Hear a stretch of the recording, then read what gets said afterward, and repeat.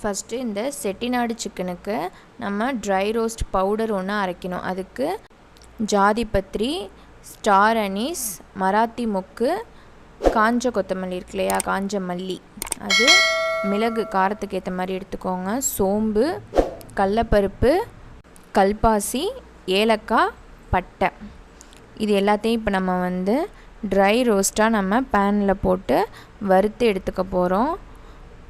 நல்லா அப்படியே கொஞ்சம் லைட்டாக வந்து அந்த மல்லி வந்து செவந்தா போதும். இப்போ இது கூட நம்ம சேர்த்து காஞ்ச மிளகாய் இருக்கு இல்லையா, காஞ்ச மிளகாயும் பிரிஞ்சி இலையும் சேர்த்து நம்ம ஆட் பண்ணி வறுத்து எடுத்துக்க போகிறோம். இப்போது எல்லாம் வந்து நல்லா வறுத்ததுக்கப்புறம் ஒரு வாசனை வரும், அது வரைக்கும் நம்ம நல்லா வறுத்து எடுத்துக்கலாம். இந்த செட்டிநாடு சிக்கன் குழம்பு பார்த்திங்க அப்படின்னா சாதம் மட்டும் இல்லாமல் தோசை, சப்பாத்தி அந்த மாதிரி டிஃபன் ஐட்டம்ஸ்க்கு கூட நல்லாயிருக்கும். இப்போ பார்த்திங்க அப்படின்னா நமக்கு இது நல்லா வறுத்து ரெடி ஆகிடுச்சு. இது நம்ம தனியாக ஆற வச்சுக்கலாம். இப்போது ஒரு பேனில் கொஞ்சமாக ஆயில் விட்டுக்கோங்க. ஆயில் நல்லா ஹீட் ஆனோடனே சோம்பு கொஞ்சமாக நம்ம ஆட் பண்ணிக்கலாம். நம்ம அந்த ட்ரை ரோஸ்ட்டுக்கும் நம்ம சோம்பு ஆட் பண்ணியிருப்போம். இதுலேயும் கொஞ்சமாக நம்ம தாளிப்புக்காக சோம்பு ஆட் பண்ணிக்கிறோம். இப்போது சோம்பு வந்து நல்லா பொரியட்டும். சோம்பு பொரிஞ்சோடனே 2 பிரிஞ்சி இலையை வந்து இதில் நம்ம ஆட் பண்ணிக்கலாம். நம்ம எல்லாமே இந்த ட்ரை ரோஸ்ட்டுக்கும் போட்டது தான், இதுலேயும் நம்ம தாளிப்புக்கு ஆட் பண்ணணும். கூடவே கொஞ்சமாக வந்து பட்டை, சுருள் பட்டை எடுத்து போட்டுக்கலாம். 2 ஏலக்காய் ஆட் பண்ணி நல்லா வந்து அந்த ஒரு பொரிஞ்ச ஸ்மெல் இருக்கும் இல்லையா, சோம்பு பொரிஞ்ச ஸ்மெல், அந்த ஸ்மெல் வர வரைக்கும் நல்லா வந்து பொரிய விட்டு எடுத்துக்கலாம். இப்போது கட் பண்ணி வச்ச வெங்காயம், பெரிய வெங்காயமோ சின்ன வெங்காயமோ எடுத்துக்கலாம். நான் இங்கே வந்து பெரிய வெங்காயம் தான் ஆட் பண்ணியிருக்கேன். அந்த ஒரு இனிப்பு டேஸ்ட்டோடு இருக்கும் பெரிய வெங்காயம் ஆட் பண்ணிங்கன்னா, அதனால் பெரிய வெங்காயம் ஆட் பண்ணிக்கிட்டேன். இப்போ வெங்காயம் வந்து கொஞ்சம் வதங்கட்டும். லைட்டாக வந்து ப்ரௌன் ஆகணும், ரொம்பலாம் வந்து அப்படியே வதங்கி போக வேணாம், கொஸ்ட்டு மாதிரி வதங்கி போக வேணாம், சும்மா லைட்டாக வதங்கினா போதும்.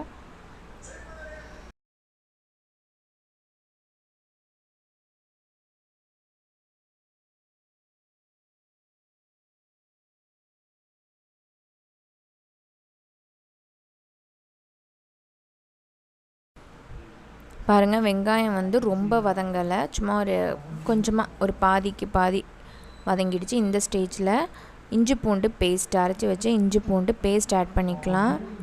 சிக்கன் கிரேவினாலே இஞ்சி பூண்டு பேஸ்ட்டு தான் வந்து மெயின் இல்லையா, ஸோ இஞ்சி பூண்டு பேஸ்ட்டு போட்டு அந்த பச்சை வாடை போகிற வரைக்கும் நல்லா வதக்கிக்கலாம். இப்போது கருவேப்பிலை, கொஞ்சமாக வந்து கருவேப்பிலை ஆட் பண்ணிக்கோங்க. இஞ்சி பூண்டு பேஸ்ட் போட்டிருக்கிறதுனால லைட்டாக அடி பிடிக்கும், அதனால் நல்லா கிண்டிக்கிட்டே இருங்க. இப்போ காரத்துக்காக பச்சை மிளகா நம்ம ஆட் பண்ணிக்கலாம். ஒரு 3லேருந்து 4 பச்சை மிளகா கூட ஆட் பண்ணிக்கலாம்.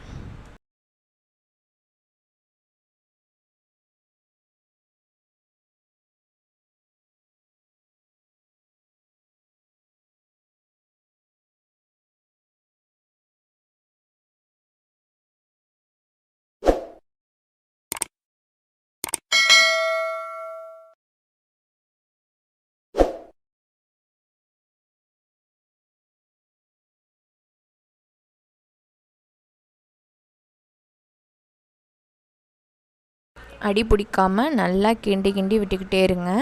இப்போ கொஞ்சமாக வதங்கிடுச்சு இல்லையா, இப்போது கட் பண்ணி வச்சுருக்க தக்காளி, 2 தக்காளி இங்கே வந்து நான் ஆட் பண்ணியிருக்கேன். நல்லா பொடியாக கட் பண்ண தக்காளியை வந்து அதில் நம்ம நல்லா புழிஞ்சு விட்டு ஆட் பண்ணிக்கிறோம். சும்மா நம்ம அப்படியே ஆட் பண்ணாமல் கையாலே நம்ம நல்லா புழிஞ்சு விட்டு ஆட் பண்ணிக்கிறோம். இப்போது தக்காளி நல்லா வந்து வதங்கட்டும்.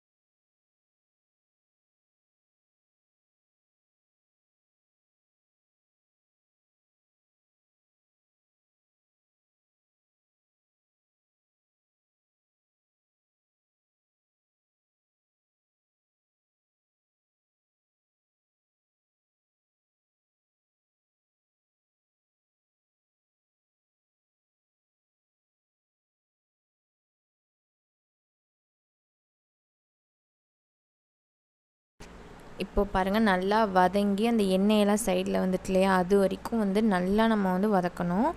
இப்போது நம்ம கழுவி எடுத்து வச்சுருக்க நாட்டுக்கோழியை இதோட நம்ம ஆட் பண்ணிக்கலாம்.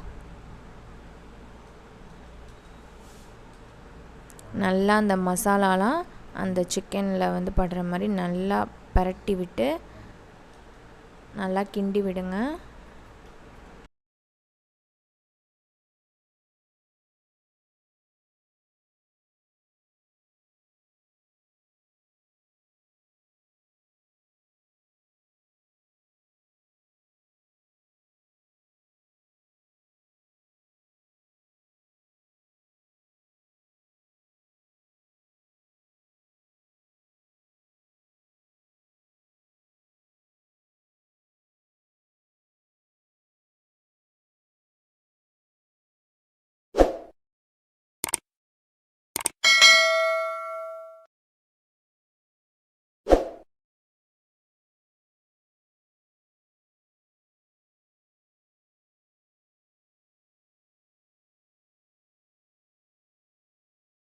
இப்போ தண்ணிலாம் ஊற்ற வேணாம், மூடி வச்சுருவோம். சிக்கன் வந்து நல்லா அந்த வெங்காயம் தக்காளி அந்த எண்ணெயோடு சேர்ந்து நல்லா வெந்து வந்திருக்கும். இப்போ நம்ம ஓப்பன் பண்ணி பார்க்கலாம். பாருங்கள், அதுவே லைட்டாக தண்ணி விட்டுருக்கு. நல்லா கிண்டி விட்டுட்டே இருங்க. நல்லா அந்த சிக்கன்லேருந்து தண்ணி வந்து அதுவாக இறங்கும். நம்ம தண்ணி வந்து இப்போதைக்கு ரொம்ப ஆட் பண்ண வேணாம். இப்போ பாருங்கள், கொஞ்சமாக நல்லா வதங்கியிருக்கு இல்லையா.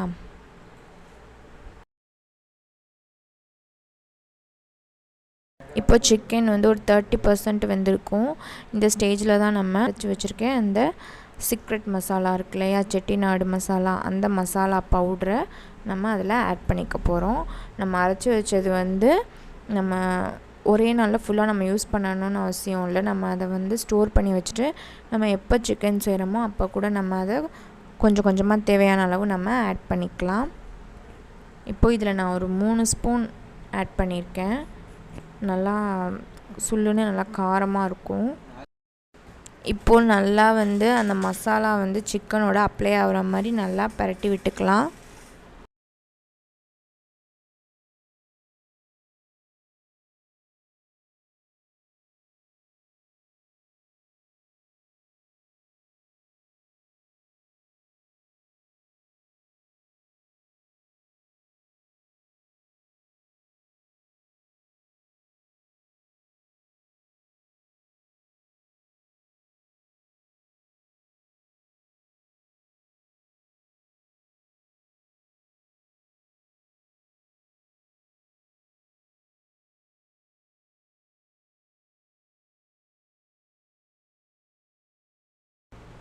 இப்போது வந்து அந்த மசாலாவே நம்ம செகண்ட் டைம் கொஞ்சமாக ஆட் பண்ணிக்க போகிறோம். இப்போது இது கூட ஒரு 1.5 டீஸ்பூன் மிளகுத்தூள் நம்ம ஆட் பண்ணிக்க போகிறோம்.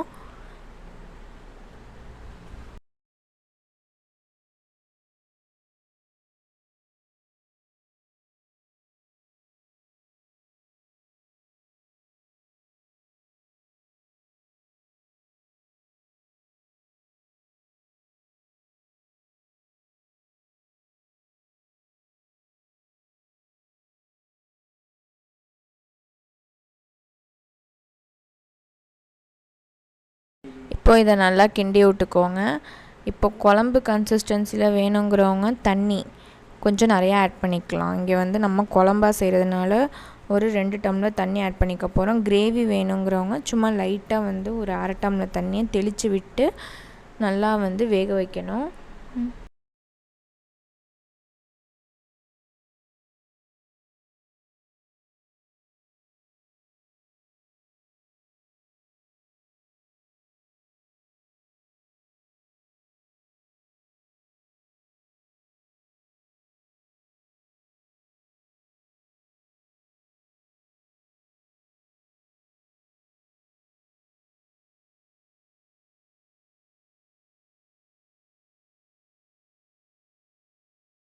இப்போ நல்லா வந்து கொதிக்கட்டும், நம்ம வெயிட் பண்ணுவோம் மூடி வச்சுட்டு.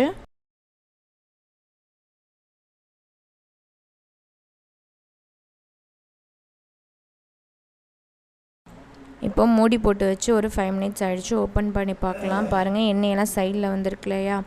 இன்னும் வந்து கொஞ்சம் வந்து குழம்பு ரெடி ஆகட்டும். இப்போ நம்ம அரைச்சி வச்ச தேங்காய் பேஸ்ட்டு, தேங்காய் வந்து நம்ம அரைச்சி வச்சுருக்கோம், அதை கூட நம்ம ஆட் பண்ணிக்கலாம்.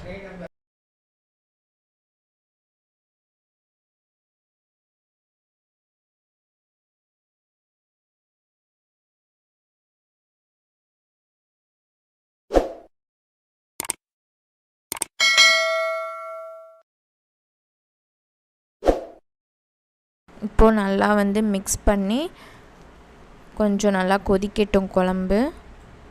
அது வரைக்கும் வெயிட் பண்ணலாம். இப்போது இந்த தண்ணி கொதிக்குது இல்லையா? இது கூடயே நம்ம மிளகாத்தூள், நம்ம குழம்புக்கு வச்சுருப்போம்ல, அந்த குழம்பு மிளகாத்தூள் ஆட் பண்ணிக்கலாம்.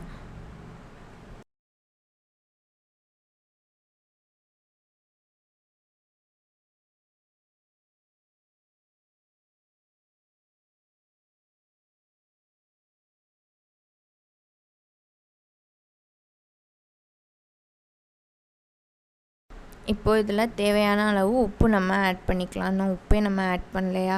கடைசியாக நம்ம இதை உப்பு ஆட் பண்ணிக்கலாம். ஆட் பண்ணிட்டு நல்லா கிண்டி விட்ருங்க. குழம்பு வந்து கொதித்து லைட்டாக வந்து சுண்டி வரட்டும்.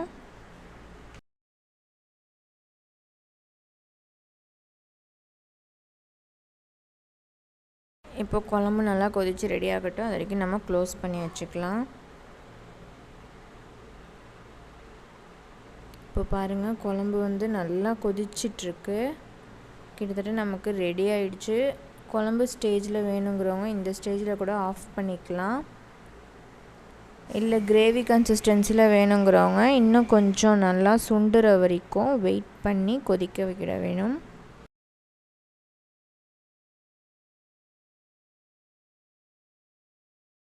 இப்போ நமக்கு குழம்பு வந்து கொஞ்சம் திக்னஸ் ஆகிடுச்சு இல்லையா?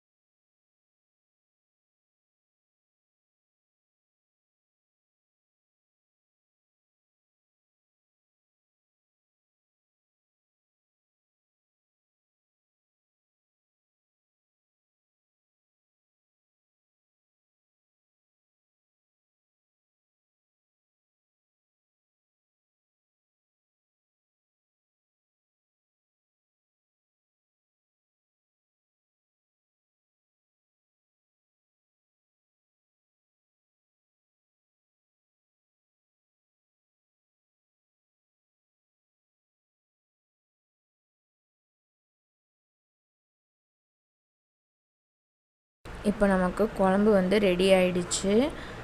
இப்போ இந்த ஸ்டேஜில் நம்ம கொத்தமல்லி, வாஷ் பண்ணி வச்ச கொத்தமல்லியை நல்லா பிச்சு நம்ம அதில் போட்டுக்கலாம். கொத்தமல்லி நல்லா பிச்சு போட்டால் அந்த ஃப்ளேவர் வந்து ரொம்ப நல்லாயிருக்கும். நம்ம இதோட நம்ம அடுப்பை ஆஃப் பண்ணிடலாம். இல்லை எனக்கு இன்னும் கிரேவியாக வேணும் அப்படிங்கிறவங்க இன்னும் ஒரு 5 மினிட்ஸ் வந்து கொதிக்க விட்டிங்க அப்படின்னா இன்னும் திக்காக வந்து கிரேவி ஆகிடும். இல்லை சாதத்துக்கு வந்து குழம்பா சாப்பிட்ணுன்னு நினைக்கிறவங்க இதோட வந்து ஆஃப் பண்ணிடலாம். இதுவே நமக்கு கரெக்டான கன்சிஸ்டன்சியாக இருக்கும்.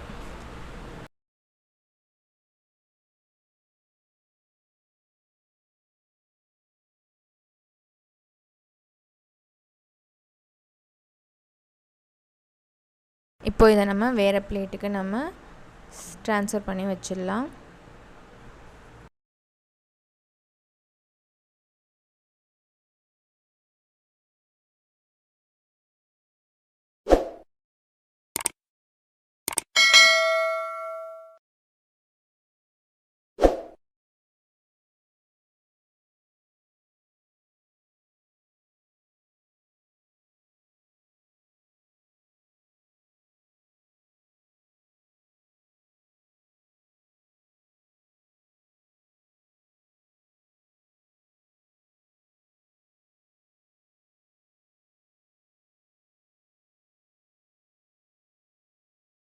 இப்போ நம்ம செட்டிநாடு சிக்கன் குழம்பு வந்து ரெடி ஆகிடுச்சு. இந்த மசாலாவை நீங்கள் ஃப்ரிட்ஜில் ஸ்டோர் பண்ணி வச்சு எப்போ வேணுமோ நீங்கள் செஞ்சு சாப்பிட்டுக்கலாம். பாருங்கள் அந்த குழம்போட கலரே எப்படி இருக்குன்னு பாருங்கள். கலரே ஒரு மாதிரி டிஃப்ரெண்ட்டாக இருக்கும். டேஸ்ட்டும் பார்த்திங்க அப்படின்னா டிஃப்ரெண்ட்டாக இருக்கும், நல்லாயிருக்கும். ட்ரை பண்ணி பாருங்கள். வீடியோ பிடிச்சிருந்தால் லைக் பண்ணுங்கள்.